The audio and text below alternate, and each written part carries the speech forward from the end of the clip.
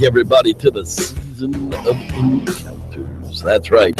Season 5 is the most successful season we've ever had, and it's still climbing. Got a brand new Camp and Tick for Stupids from the Life and Times of JCM or Gone Camping. Not sure which channel they're on anymore. And West Virginia Bigfoot Encounters. That's right. Pendleton County, to be specific. That's right. If you're a fan of the Mountain Monster shows, boy, they run all over West Virginia. And I'm here. I'm the host of this mess. I'm the Reverend Jeff Kelly, and you're there. Thanks for tuning in. Hey, this week on the Fat Buck Update, let's just go ahead and get this one out there. If you're watching Mountain Monsters, I'm a fat man. I call it like it is. The dude's put on like 120 pounds over the last 2 seasons, which I didn't think was possible on a 350-pound, 4'8" frame. But yeah, dude's got to be pushing 500 pounds now. I don't quite get it. But now they're in the year of the Rogue team, and apparently it's gone off script. Whoever's writing the script is just like, hey, fuck it. Nobody really believed it anyhow, so this will just be ridiculous. Yeah, they're being led by the nose by a team who's watching them in the shadows and making them jump through hoops to find out who killed the Stone Age giant. I don't know. I have brain cells to commit suicide every time I turn the new show on, but yet I can't turn it off. So that's where we're at. You know, Mountain Monsters, I'm still watching it. We'll get along to some of the other shows here as we get through the news, and that's what we're going to talk about now. This week's news, there's a little bit, actually, there's quite a bit in there that we're going to talk about, and most of it is actually concerning Bigfoot. So there you go. That'll make it a little bit more fun than it usually is. Actually, it all has to do with Bigfoot this week. Imagine that. Roanoke, Virginia, Parks and West Virginia. Play Roanoke posts this print up going, wow, look at the track. Didn't really say anything about it. Just posted the track. But a lot of people have latched onto it and said, oh, it's a Bigfoot track. Definitely Bigfoot. Look at the dimensions. That's a huge one. The only thing that's the problem with that is what I know about biology. And I know that claws, which is what these little points are at the end of these toes that you can directly see, they're usually on bears, and that's a bear track. That's a big bear track and a little bear track, and they're all on the same animal cozying down this pond.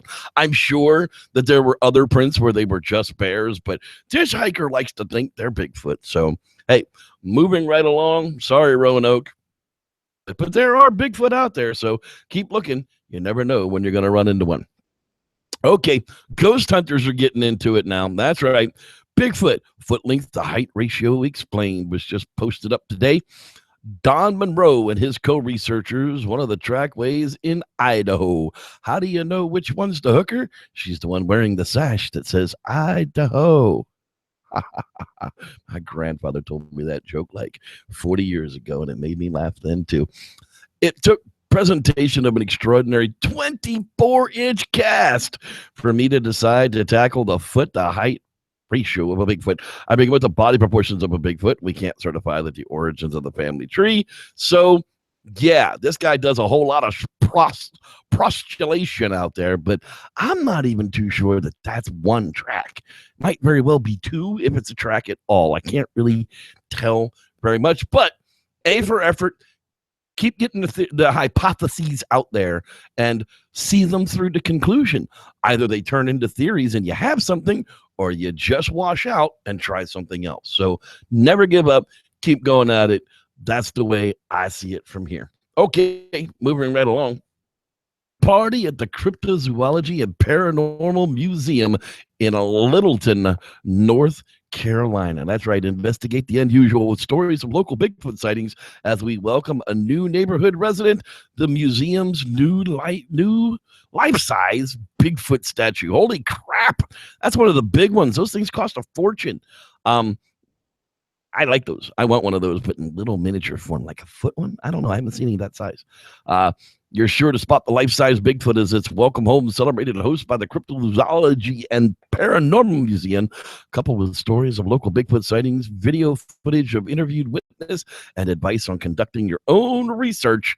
This event will be a hit for skeptics and believers alike. There you go. So I'm looking for a date, and I'm not seeing one in the advertisement. So I'm not. Oh, there it is. Over there. Yeah. Sorry.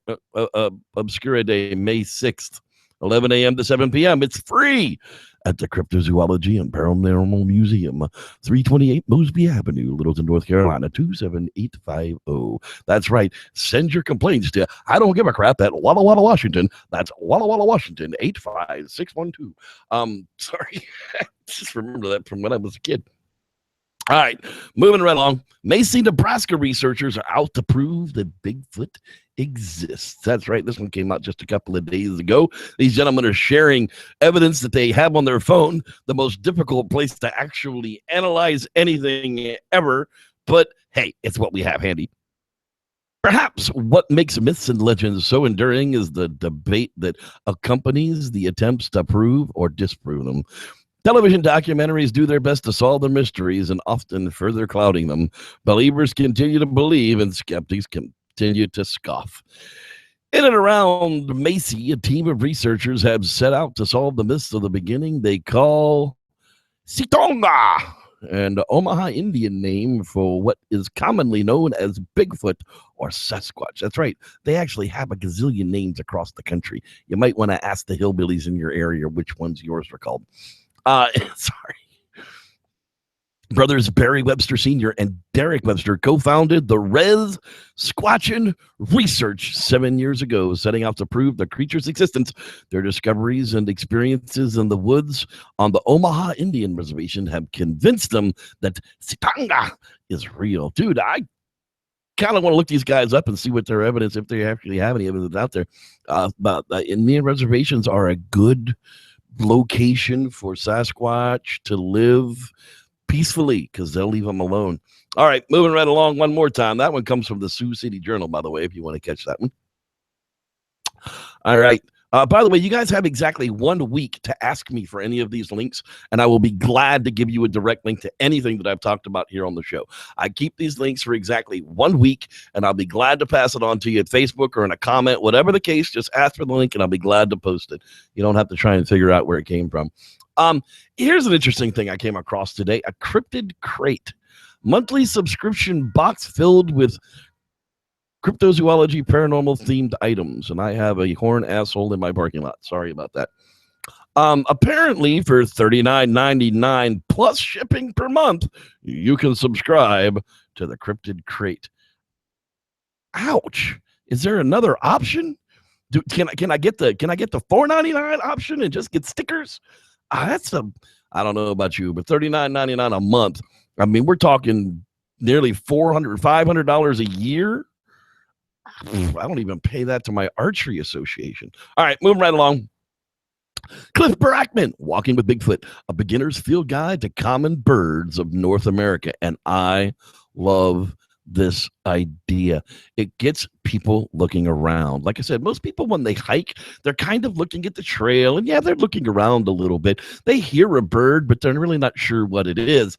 If you get them out looking at the trees for the birds and looking at the ground where the birds are making noises, you very well may get them to spot a Bigfoot. This is the second in the series of children's books written as field guides for young Bigfoot lover. The first book walked with a family of Bigfoots through the woods and pointed out tree species on how to identify them. In this book, we travel with the same Bigfoot family, but this time the focus is on various woodland habitats and the birds that live at them. Each page has a narrative as the main text and the margins filled by illustrations by Sharon Melliker. I'm pretty sure that's how you're going to say that. Depicting birds and how to identify them. Awesome idea. You can check out cliffbarackman.com to catch that article and find out where to order it or ask me for the link. I'll be glad to send it to you. Okay, speaking of Cliff Barackman, as we all know, come April 29th, they're filming the very last episode of Finding Bigfoot, which is, in fact, kind of sad. However, is this what we're going to be reduced to? The reality TV stars of old, like Comic-Cons, starting out with meet and greets at $20 per person. I'm not saying that it's not worth it, because Cliff is a really, really nice guy. It usually is very available to the public for free. However, at the festivals, it seems as though they're going to go behind a subscription wall starting at $20 each. And I'm not so sure that that's a great idea. That's just me. I never want one to buy autographs for $5 or $10 with your headshot that you're using to try and get more acting gigs with. So, I like Cliff. Cliff, I would call Cliff a friend. I've interacted with him enough, to know who the guy is and what he's looking for. And is this something that all the Finding Bigfoot people are going to do? I don't really know, but it's going to be interesting to see how that all plays out. Cliff, I wish you luck, man. I hope you get into something that's a little more substantial in Bigfooting again than just going with that line. Speaking of Finding Bigfoot people, the secret lives of Bigfoot hunters. That's right. Did you know a scientist turned reality star is a true believer turned analyst are both on a quest on the Northwest's most elusive mysteries? It's a really good article about Renee Holland, who, many people who know me personally know that I've met her and spent several hours in her company, and we shared Bigfoot tales and stories in Fortuna when they were filming the episode with Bobo's dad. We all sat around and had a good time for a lot of hours after that. And she's a very lovely person. And she's always played that skeptic. That's always kind of been her part. But now that the show is over, I'll be interested to see whether her belief structure changes because she's no longer paid to be the skeptic. It'll be kind of interesting. The article is great. SeattleMet.com. If you want to go through the whole thing, you'll be able to just search for the secret lives of Bigfoot hunters. Okay. Moving right along. Cryptomundo posted this one up. I love Sam Elliott. He's one of my favorite actors and all around on-screen badasses. Off-screen, I'm sure he's the same way. But the man who killed Hitler and then Bigfoot? Say what? It's a curious title and a bit of a mouthful, but John Sayles is executive producing, and Sam Elliott has come aboard to star in the writer-director Robert Krasowski's The Man Who Killed Hitler and Then Bigfoot. The story follows a legendary American war veteran named Calvin Barr, played by Sam Elliott, who decades after serving in World War II and assassinating Adolf Hitler himself, must now hunt down the fabled Bigfoot. Living a peaceful life in New England, the former veteran is contacted by the FBI and the Royal Canadian Mounted Police to lead the charge, as the creature is carrying a deadly plague and is hidden deep inside the Canadian wilderness. I mean, I had to make sure that this wasn't written on April 1st. I mean, I literally had to make sure this wasn't a late April Fool's Day thing, but apparently it's not. And I'm always down for new Bigfoot things, and I like Sam Elliott, but boy, is this going to be interesting. Not real sure what the budget is on this one, but principal photography is set for August of 2017 on the East Coast. Epic Pictures is financing the film, and Epic Pictures previously produced the horror hit and festival favor, Jerusalem, which we've actually talked about on another show that we do. So, hey, there you have it, folks. Sam Elliott in a Bigfoot movie. Finally, he can say his discology is complete. All right, here we go. Clearest ever Bigfoot on camera. Mythical beast allegedly caught on video. Or was it? Yeah, this is very, very, very, very, very, very, very much like the Memorial Day footage. It's just as far away. It's just as obscure. There's absolutely no detail in it. But as you can see, Sloopy Sales here is hanging on to a telephoto lens with a DSLR camera that'll probably be able to zoom right in on that thing and say, "Smile for the camera, pretty baby." And that's not the shot to the left of it. So not really sure what happened to telephoto lenses here of Sloopy Sales, because you can see in the video that he's actually trying to take pictures of it. Don't really know. Not a whole lot's come out about it. A couple of breakdowns, this and that. But chances are, when we wear a silly grin. Okay, moving along one last time. The Woo Fest is upon us. That's right, people. Don't forget the Woo Fest upon us. It's here this Saturday. Apparently, Ron Moorhead of the Sierra Sounds, the Bigfoot recordings, tells us, you want answers? You can handle the answers, right? Ever had deja vu? Maybe while in the woods? Have you ever had an unexplainable event take place? Perhaps that event was possibly related to a Bigfoot. It might just give you some answers to the crazy questions that you have puzzled. So maybe great speakers will be presenting many great speakers will be presenting mind-blowing info. It's not pseudoscience and it's not paranormal. It's the accepted science of quantum physics working its way into our thick skulls. I'll also be releasing, surprise, surprise, and signing my new book, The Quantum Bigfoot. Hope to see you there at the Bigfoot University Conference, April 21st to the 23rd, says Mr. Ronald Moorhead. Wow. The Quantum Bigfoot, eh? Accepted science. Quantum physics. Wow. Remember, the conference is only happening because Zorth told him to do it. And here on the Squatchers Lounge podcast, we are home of Super Zorth. And remember, Super Zorth is only available to whisper in my ear and tell you the truth about everything. Yeah. Right. Yeah. We're pretty sure that it's all a ruse. The great reveal is coming on Saturday, and right. He released a book. And, well, he hasn't said it yet, but we're pretty sure if you want to know anything about the Great Reveal, you're going to have to buy that book. Yeah, we're pretty sure it's a scam, too. Yeah, okay. Thank you, Super Zorth. All right, there you heard it. Straight from Super Zorth. Don't believe anything you hear this weekend. Nothing. Take it with a grain of salt. Fling it out the window, whatever. There's going to be crap all over the place. It's going to be so thick. The believers are going to come out of the woodwork that this is the most fantastic thing that has ever hit the Bigfoot world ever. And just remember, you'll look just as foolish if you buy into it. That's all. I mean, really, that's really what it comes down to. Speaking of buying into it and things you don't have to buy into, it's time to bring up that special thing that's coming up here in August. Once again, I've skipped it the last couple of weeks, but I'm not going to skip it tonight because I've actually gotten a lot of feedback from it. Bigfoot Investigation Weekend for 2017, Sierra City, California. Well, that's at least where we're going to be meeting. August 24th to the 27th.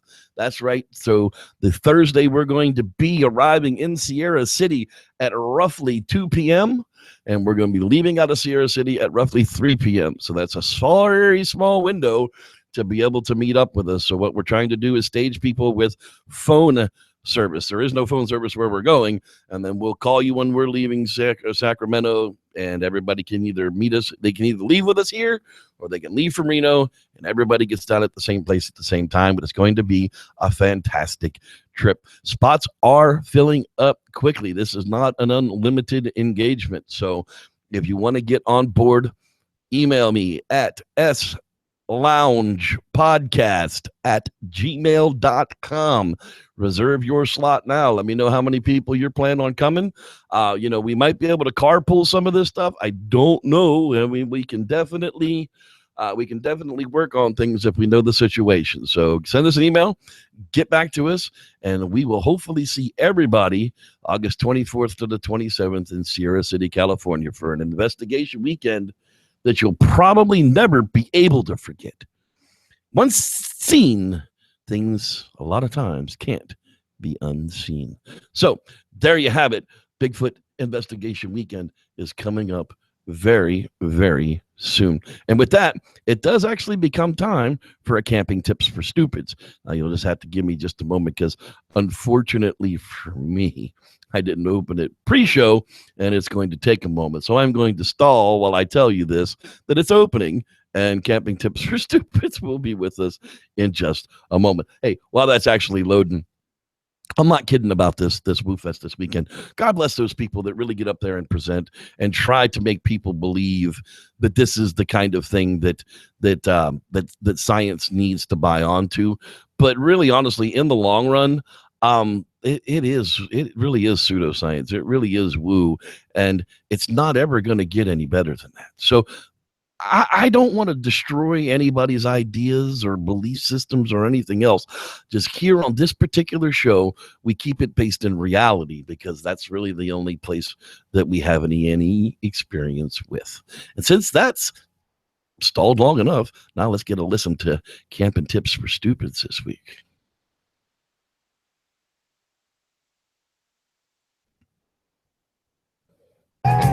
Camping Tips for Stupids.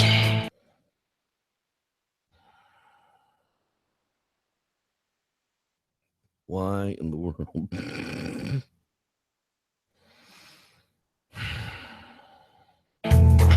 Tip number 36. Wild berries. Have you ever been walking naked through the woods, flashing all of God's green glory, your scary hairy junk, and came across a bush with some interesting berries growing on it, and wondered if you can eat them? And then you did, and it gave you the rocket shit so bad you flew into orbit around Uranus? Well, stop doing that. Eating wild berries is a game of Russian roulette. If you eat the wrong one, you may not die, but you sure as hell will be begging me or Jeff for it. Just look at the flowers. Just look at the flowers, stupid.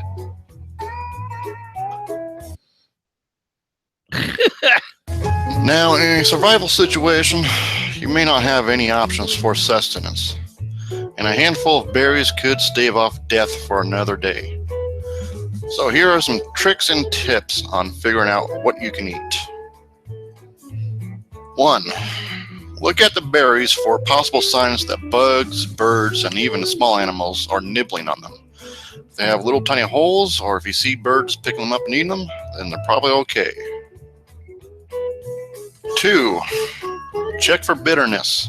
Most of the time, an uneatable berry will taste very bitter and unsweetened. Number 3. Break the skin of the berry and rub a tiny amount of its juice or flesh onto a tiny area of your skin and wait for a few hours. If no redness or itching occurs, then dab it on your tongue and wait another few hours. If nothing then, just eat 1 or 2 berries and wait and hope that nothing else happens. And if you're not dead or pooping a new river through the landscape, eat them, but go slow. Reactions could be delayed. So good luck out there, and always remember, bring your anti-diarrhea pills. This has been Camping Tips for Stupids. Remember to spay and neuter your idiot population. Well, there you have it, folks. Camping Tips for Stupids. That's right. You can eat the berries, but boy, it might end up in butthole explosions. It does usually happen that way. Hey, tonight we are talking about Pendleton County, West Virginia, but I got one last piece of cleanup here that I didn't want to bring it up, but I'm going to have to. I keep getting harassed about my statements about Todd Standing. Todd Standing's a legitimate investigator. You're just jealous. No, sir, I'm not jealous. Here's an example of why it's not just me. There was a call put out for a 3-second clip of animation, and the very first thing the Bigfooters turned to was, hey, have you tried Todd Standing? He's good at blinks. I'll have to get in touch with that handy production company he started right before all those videos. Classic. Oh boy, exactly what I was thinking. A famous man in the communities then says, well, I was just going to recommend Todd Standing also. Oh, well, I guess the next line kind of gives it away. Well, Bobo, great minds think alike. I mean, this is not just me saying this. This is the common consensus of intelligent individuals in the community that Todd Standing is a lying, hoaxing joke. And again, our Dr. Meldrum is working hand in hand with him once again. Just going out there, just putting it out there, just, leaving you a little reminder as to why I do the things that I do. It's not my actions that make them an asshole. It's theirs. Okay. Finally out of that mess. Pendleton County, West Virginia. That's what we're talking about tonight. And honestly, there are quite a few places in Pendleton County. So we're going to talk about a bunch of them tonight. But right now, I'm going to bring up the old Maparoo for Pendleton County so we can get an eyeball on exactly where we're talking about. Now, I would assume that we're going to be right along the Appalachian Trail, but you know what happens when you assume things. It does get a little difficult to not make an ass out of you and me. Okay, so let's see here. Let's go ahead and get the old map going here for us. There we go. Pendleton County, West Virginia. That's exactly where we are tonight. And if we zoom out a little bit, it'll give us a little bit better overall look as to where we are. And look at that. Imagine exactly what I was kind of talking about. That green belt that runs all the way up through the line there. So, yeah, that's pretty much what we're looking at here. We're going to zoom back in and get down to the nitty gritty. And I'm not talking about Mount Monster's Jeff Wood Elf. This will give you an idea of all the little names of places that we're talking about tonight. Spruce Knob, Seneca Rocks National Recreation Center.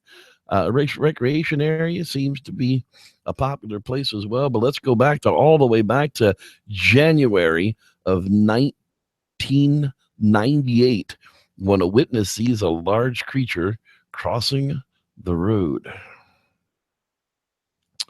Let's see here. Move up the next one as well. Okay, sorry about that. 1998, January, wintertime. The sighting occurred in Pendleton County, West Virginia, near Route 55, right there near Seneca Resort area. I was traveling early one morning in January in snowy conditions when I spotted a large, upright, dark-colored creature right off of the Route 55. Very tall, fuzzy-looking, with primate features similar to that of an ape. The creature stepped out into the road, causing him to swerve, actually avoiding colliding with the beast. It's right there near the Seneca Rocks in the Seneca Valley. Mountainous terrain and wooded, is scarcely populated. So, boy, Bigfoot must have a death wish out there in West Virginia, or was that somebody in a suit just trying to get attention for the resort area? We're going to move right along here to the year 2002. August, the upper tract of Smucker Road towards Klein, about 3.5 miles towards Kipper Gap Road. I was on a clear day, sun shining. When I was on my way back to work, it was in August 2002. I came around a turn, and he or she came walking out of the woods. He walked up over the bank, took about 3 steps, and walked to the other side of the bank. He then crossed the road, turned his head and looked back at me, and kept walking. He was reddish brown with long arms. It was just him solo on his way to work. Let's see here. Let's move right along here to the year 2007. In the year January. 2007 now seems to be a very, very active year. So we're going to talk about all of those that come along because that would make the most sense. Right here, January 13th. This is one of them long ones. Let's hope it's not poorly written. I always said that I did not believe in Bigfoot. I would say I have to see it to believe it. I love the woods and hunting and spend as much time in these woods as possible.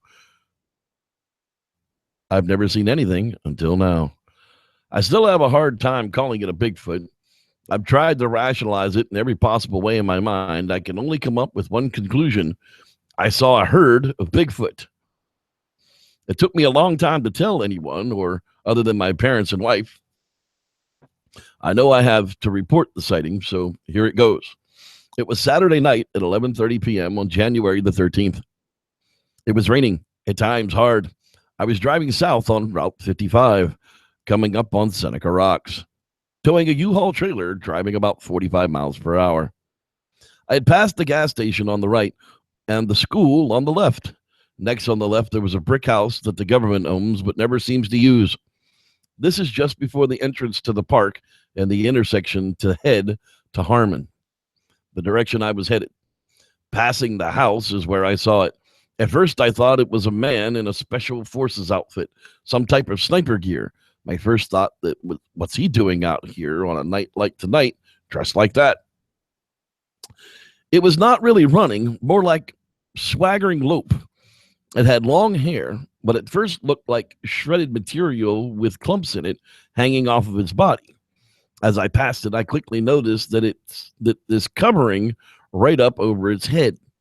It seemed to have no neck, just a large head. I also realized that it was very tall and had very wide shoulders and arms that hung very low, almost to the knees, if not below. It was walking, or sort of trotting on its hind legs like a man, but with a movement like an ape. It was only going 20 feet or so from me. I realized it wasn't a man or anything else I had ever seen. I got a very good look at it. The whole thing still seems to have been in slow motion. It still plays in my head that way. In any case, it hit me. What the hell was that? I turned my truck and trailer around within 50 yards, right in the middle of the road, and I pulled into the driveway and shined my headlights behind the house into the woods. I saw nothing. I pulled back onto the road and into the grass where I saw it. I stopped and shined my mag light into the woods. It really got spooky. I heard it going through the brush. It made the noise you would expect a large creature to make. Then it seemed to be trying to scare me or get a reaction out of me, the way a deer will stomp its feet when it can't wind you. It made a type of laughing, squealing noise and grunting noise. It pounded wood together, not a small piece hitting another piece. It was more like a large piece of wood being pounded against another large piece of wood. This went on for 3 to 5 minutes and then nothing. I was amazed.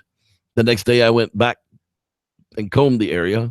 All I found was what appeared to be footprints. I took and still have the pictures of those. What amazed me was I did go on the internet on the friend's advice and some other reported sightings and similar, including the sounds I heard, all from people I don't know from other areas around the country. Yeah, so there it is, another trail crossing on Route 55, starting to sound like that's a hot spot there in Pendleton County, West Virginia. I hope you guys are out there listening tonight and getting some ideas of where to get your next squatching adventure. That's the whole point of the season of encounters. Moving right along to the summer of 2007, June. Top of the mountain to the left was very steep into the bushes, but sloped not real steep. Close to Onago on US 33 and State Route 55. There we go again. Observed on June the 18th, 2007, my daughter and I were going to White Runs near Seneca Rocks to go trout fishing and camping. It was very late, around 1 o'clock in the a.m. with very little moon. I was coming to the top of the mountain with a speed of around 40 miles an hour on US 33 SR Route 55. As I reached the top of the mountain, 2 furry-looking beings were directly in front of our vehicle, and both of them looked at my daughter, and then looked at I'm sorry, let me repeat that. I got lost. Directly in front of our vehicle, and both of them looked at my daughter and I, and then took a dive into some bushes on the other right shoulder of the highway. The funny thing is that they appeared ape-like, but the fur was short. And I'm really serious that these were 2 creatures did not run. They took a big headfirst dive into these bushes. I did fish the next day, but as far as camping out, that was a big no thank you on this trip. Also noticed that these beings were not fat. They were lanky, upright, but the arms seemed a little too long. Also, the nose was small and the eyes were bright, possibly because I did have my high beams on. All right, so there's another one there on Route 55 at US 33 going out to the rocks that everybody Seneca rocks. That seems to be the hottest spot I've found so far. And moving along to the next month, same month, 2007, July, 1 month later, same exact year. Take Route 28 to the Seneca Rocks. There you go. Closest town there is Peterson on Route 28. My family owns land in West Virginia, so we went down camping this past 4th of July weekend. We went to the Seneca Rocks to climb them, and on the way down, I took a shortcut away from my family. I realized the trail I took started to fade, and I was lost. After going down a little while through the rough, rocky ways, tree-filled and bush-filled terrain that's home to deer, bear, and snakes, I heard thumps, like footsteps, and tree branches cracking. I stopped and got cold chills. About 30 yards east of me, on a 45-degree angle at 4:43 p.m., I saw the backside of an orange and brownish-haired thing moving uphill quickly. It had thick black hands and feet, and I would guess that it was about 6'5" to 7 foot tall, and again was moving uphill through rocks very quickly. I tried to go over that area, but the sound stopped and it was gone. I found my way back to the path about a half an hour later and made my way down to tell my family, who still don't believe me. I can say one thing, it sure was a crazy experience and raised the hair on the back of my neck. Twer't no bear. Yeah, the Seneca Rocks, guys. I mean, if you're in West Virginia, anywhere near that area, I think that's where I would be spending my summer. All right, let's get along here with one more tonight.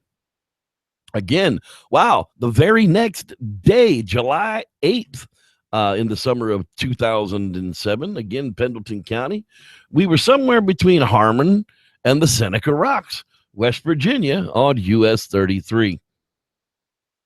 We were probably in Pendleton County, but we may have been in Randolph. It was close to the county line.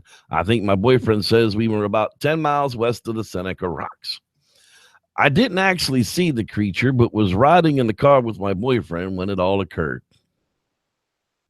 We were coming back from a trip in Ohio with a detour to see some friends in West Virginia.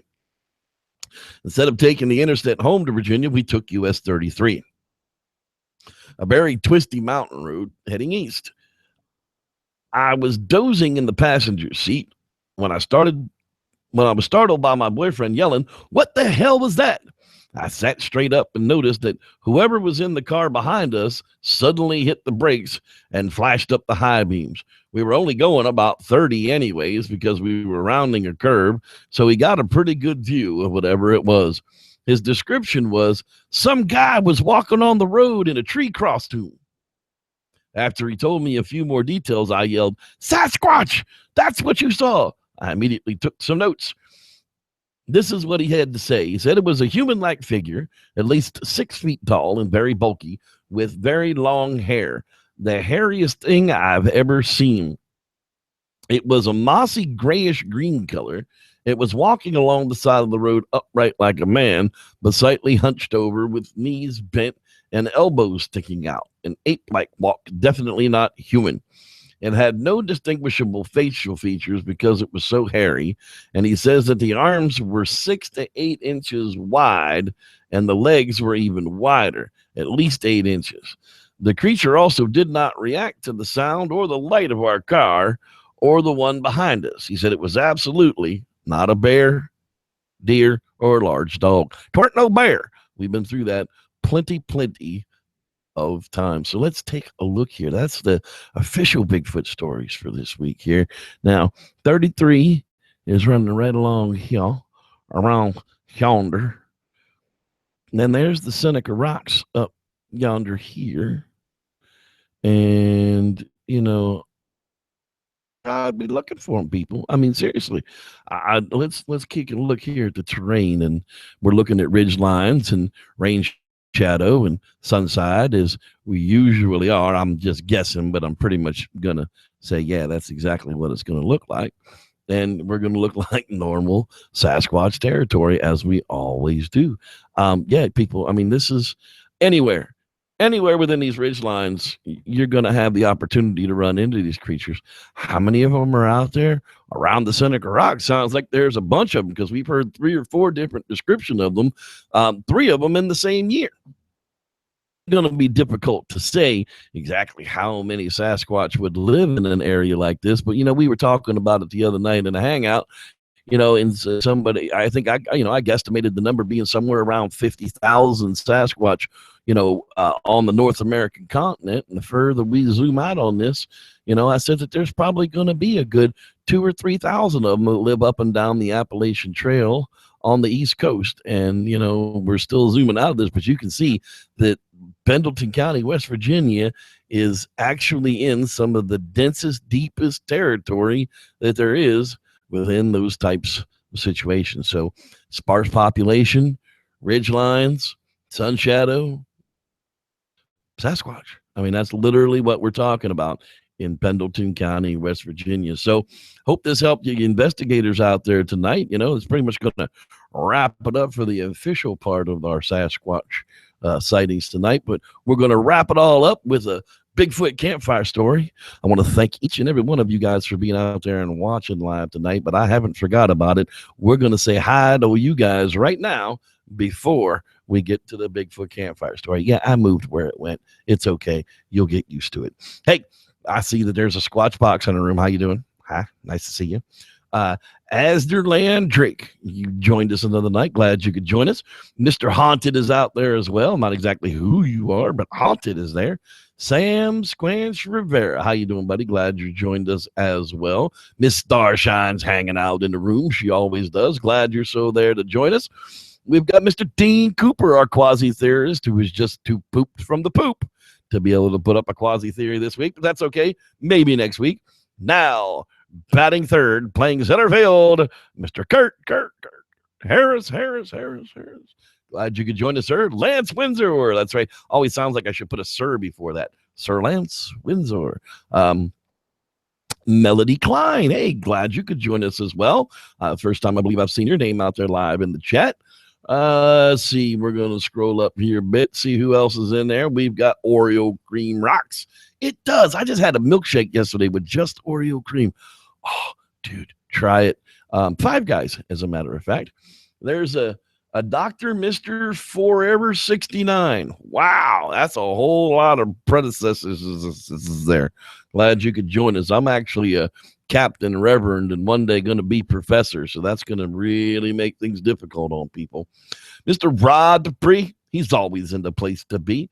Thank you could join us, sir. Always glad you're there. Let's see. Mr. James the Grower's hanging out with us as always. So glad you're here, sir. And if I didn't say your name and you didn't leave me a comment, I probably don't know that you're actually out there. So that's the way it works. You got to leave a comment for me to know that you were here. Obsidian Radio, just got you. You were way up there. Way up there. And Ari, I got you too. I see you were here. Glad to see you're still around. Let's see here. Who else did I miss? There might be some. I'm still looking for you. Lots of people joining us live in the chat room these days, and I really appreciate it. Makes it fun to do a live show. Linda Thomas, hey there. See, I didn't miss you either. Glad you could join us. I'm almost to the top, though. So if I didn't say your name, leave me a message right now, and I'll get to you. If not, I think we're going to get missed out. Sorry. Come back next week and we'll try it again. And I want to thank everybody out there for watching. You ain't got to go home, but you probably do have to listen to this Bigfoot campfire story. Wait. All right. Hold on. I saw something. What did I see? G somebody or other. I may have missed it. Sorry, G. Hi, G. Something or other. It happens. There it is. Gardy. There you go. Doc Rocks. A whole bunch of people jumped in there at the end. Rodbert Satter. Hey, glad you're there as well. So thanks everybody for watching. And always, may the Squatch be with you. And for now, let's listen into a Bigfoot campfire story because that's usually what we do this time of day.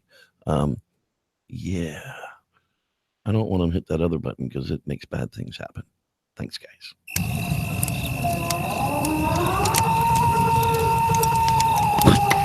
What the hell is that?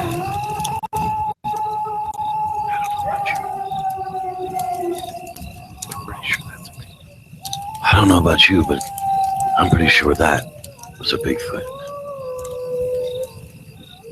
Let me tell you a story. These stories are based upon true events. Welcome back for another Bigfoot campfire story. I met a group of campers while on a retreat in West Virginia. As usual, I tend to get people alone and ask them if they've ever seen. Sorry, folks. I will restart it with some extra volume.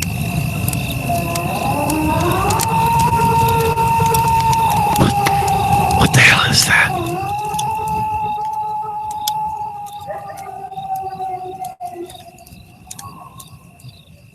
I don't know about you, but I'm pretty sure that was a Bigfoot.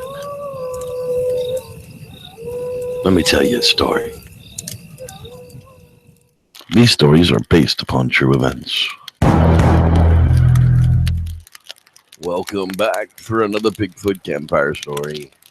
I met a group of campers while on a retreat in West Virginia. As usual, I tend to get people alone and ask them if they've ever seen a Bigfoot. One of the older fellows in the group by the name of Grady opened up and told me the most incredible story I had heard so far. This is that story. I guess most time you get asked a question like, have you ever seen a Bigfoot? I may have just skipped telling the story, but I'll be honest as I can be. See, Frank, Marty, and I were setting up the trip to go spelunking. That's cave diving to you regular folks outside. Right outside of Minnehaha Springs, close to the Virginia line. Well, the hills there are known for cave systems that go on for dozens, if not hundreds of miles. Marty and Frank were brothers. They got their passion for caves from their dad, but I grew up near Knoxville, home of the Million Caves, and I mostly lived for cave diving since I was a little kid. I met the brothers by chance on one of the cave parks we have here. Pros and amateurs alike take on the challenge of a new cave, and often the three of us just kind of hit it off, so we plan a few trips a year to test our skills and our limits. On this trip, we decided to up the game a little and pack camping gear in to sleep inside the cave system all night. Frank and I didn't think Marty would be able to hack it as he gets a bit claustrophobic after hours underground, so we'll see how it goes. Anyhow, since I had a 4x4 crew cab truck, I usually drove these adventures, and Marty would navigate while Frank would sleep in the back to fight off his car sickness. So I geared up and I went over to pick the guys up. When I pulled up, Marty was on the phone with somebody, as Frank was tossing their gear into the back of the bed. As the guys got into the truck, Marty, still on the phone, was heatedly scribbling down numbers on his hand. He says, "Hot lead, boys. I got the GPS of a cave no one's seen in modern times. My buddy Phil found the GPS on Google Earth, and it's only 10 minutes from where we were going anyhow, so it probably links up to the same system. But this is a new entrance, and with the 4x4, we should be able to get there just fine." Well, I was in, and Frank had no choice, so off we went to find this mysterious entrance to a new cave. Well, this is like crack to a caver. A new cave no one's seen in years or possibly decades? Not possible, but we'll find out. I set the GPS numbers into Not Siri, and off we went. 4.5 short hours to go, and nothing like playing stupid traveling games with your buddies in the truck. Nope, I don't spy nothing because smack, punch bug, that's right. I remember that especially because that's when Frank woke up, needing a pit stop. And lucky for him, we were nearly there, so we stopped at the broke down gas station on the edge of the hills. Now this place was legit, right out of a horror flick. Creepy old bastard out front with no teeth. The only thing missing was a banjo and Ned Beatty. Well, Marty gassed up the truck and Frank went to find the bathroom, only to find out it's literally an outhouse out back. So nasty you wouldn't use it if your life depended on it. Well, I went inside to pay the clerk, and to all my wonderment was a pregnant late teenager at the counter with a look on her face that read, "I don't know you, stranger. Are you lost?" Well, I paid for the tank of gas and some supplies I'd picked up and asked if she knew where the road to the caves are located. Well, that's when Missy Faye's attitude completely changed. She started snarling at me about not messing with those caves. She started shaking and wagging her finger at me, saying, "Those caves are cursed, mister, and anyone that goes in those caves are cursed, and their families are cursed. Some never come out again." Well, she was so direct that she shooed me out of the store, then shut and locked the door just behind me. Well, poor Frank, about to crap himself, finally ran into the outhouse, and I got it over with Marty as I loaded up the truck. We noticed the old toothless guy was gone.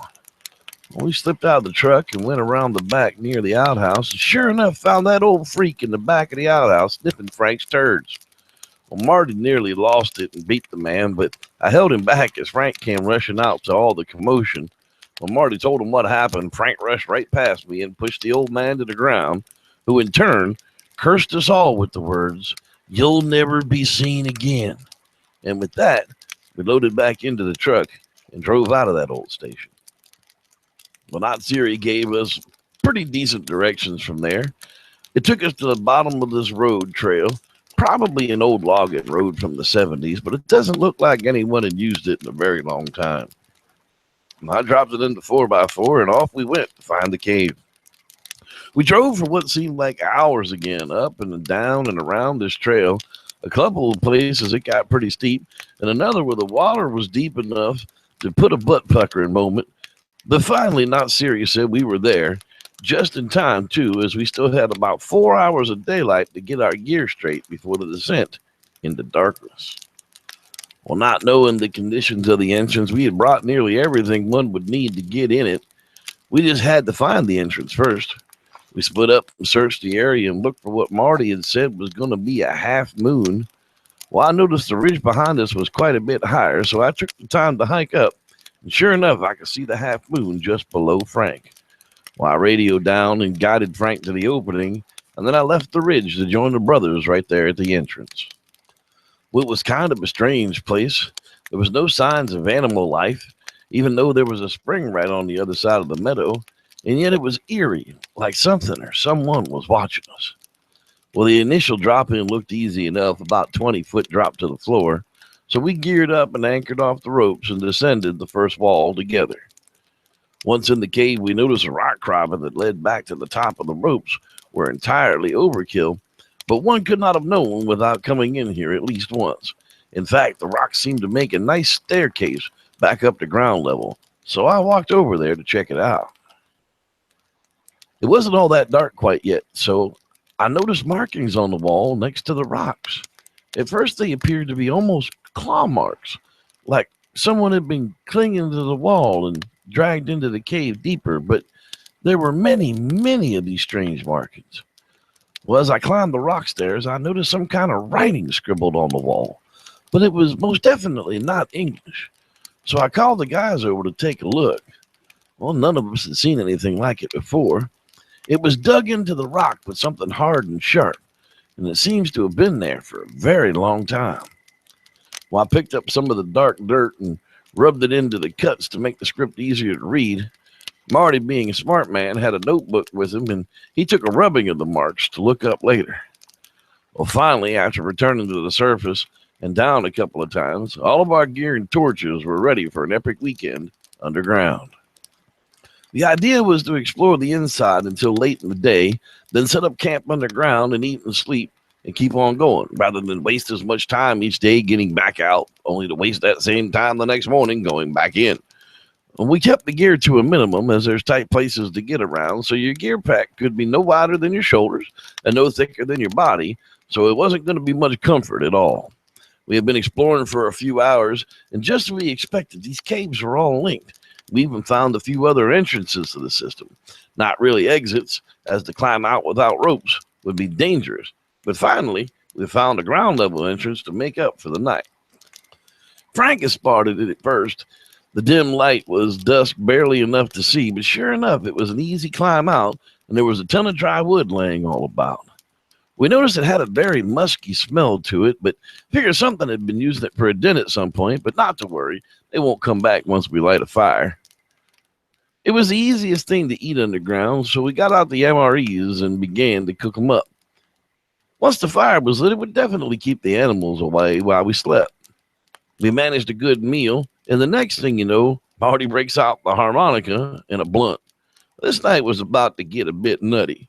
And we smoked and laughed and listened to Marty wail on the harp for what seemed to be a little way too long. It was time to sleep, so we stoked up the fire and laid around it for some rest. When I was awake, and I had no idea what time it was, when I became aware I was being kicked by Frank to wake me up. He was crouched down beside me, now saying there was some kind of an animal at the cave entrance pacing back and forth.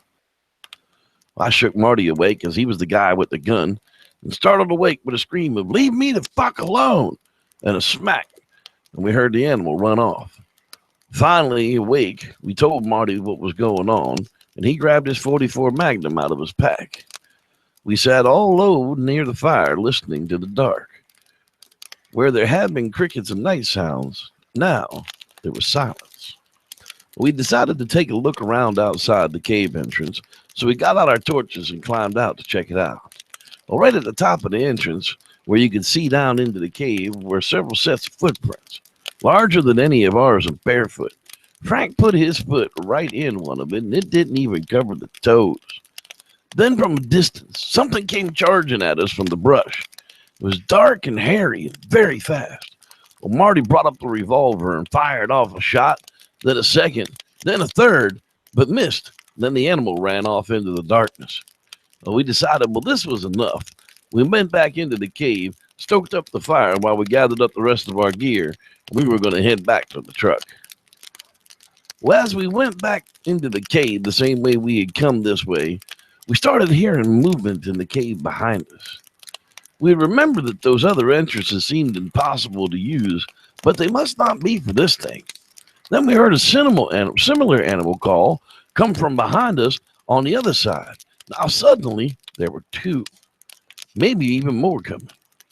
Well, we hastened our pace, but as we got to the next barrier, there in front of us was one of those creatures, now lit up in full view of all of our lights. Tall, very slim, with stringy brown hair covering it from head to toe, longer on the arms and very trim through the waist. This thing looked like it was made for the caves. Then from the other side of the bowl came another one into view. They had us trapped inside, and Marty only had 3 shots left. Well, we huddled together for a bit, mumbling to each other about what would best do next. Frank said screw it and picked up a big rock and threw it towards the big one behind us. It ducked the rock, and then it charged at us once more, stopping only a few feet from where Frank was standing, and then returning to its post at the entrance. Finally, Marty, frustrated, aimed the gun at the one near the front and let out 2 rounds, and then turned and fired the last round at the one behind us. It ran away so fast it seemed impossible. We turned back to the front, and Marty's bullet was right on target. He had struck the skinny one right in the head, and it now lay dead where it had once been standing. Well, Frank, Marty, and I just wanted out of this situation, so we dropped nearly everything and ran back to the entrance where we came in. We made our way nearly to the entrance where we could hear horrible wails coming from the cave within, and then the sound of something coming our way. We all scurried up the rocks and then out to the truck. We jumped into the cab, started the engine, and drove as fast as we could down the logging roads. It was still dark outside, not knowing the trails. I had to be careful not to go the wrong way. Every now and then we could hear that horrifying wail coming from the hills behind us as we descended the mountains. Just as the sun peeked from the blackness, we arrived back at the gas station we had left from the day before. The place now looked abandoned, as if no one had been there, yet we had gotten gas here just the day before. My cell phone was dead, but there was a payphone on the lot, so we used it to call the local sheriff. When the law arrived, we told him exactly what had happened the day before here at the station, and then again through the night up in the cave. The sheriff looked at all 3 of us, spit his chew spit out, and said, "This place hasn't been open in nearly 10 years. Y'all boys are telling tales now, aren't you?" Just then, as we looked back at the truck, the sheriff laughing his ass off, we noticed something written on the truck through the dirt. It said, "Cursed," in big letters, and then a giant, hairy handprint with finger drag marks across the back. When we turned back to show the sheriff, he too was gone. Well, that was enough weirdness for one trip for us. So the three of us piled into my truck and drove back home as fast as we could. We simply left our gear behind, as there was no way any of us would ever be going underground again.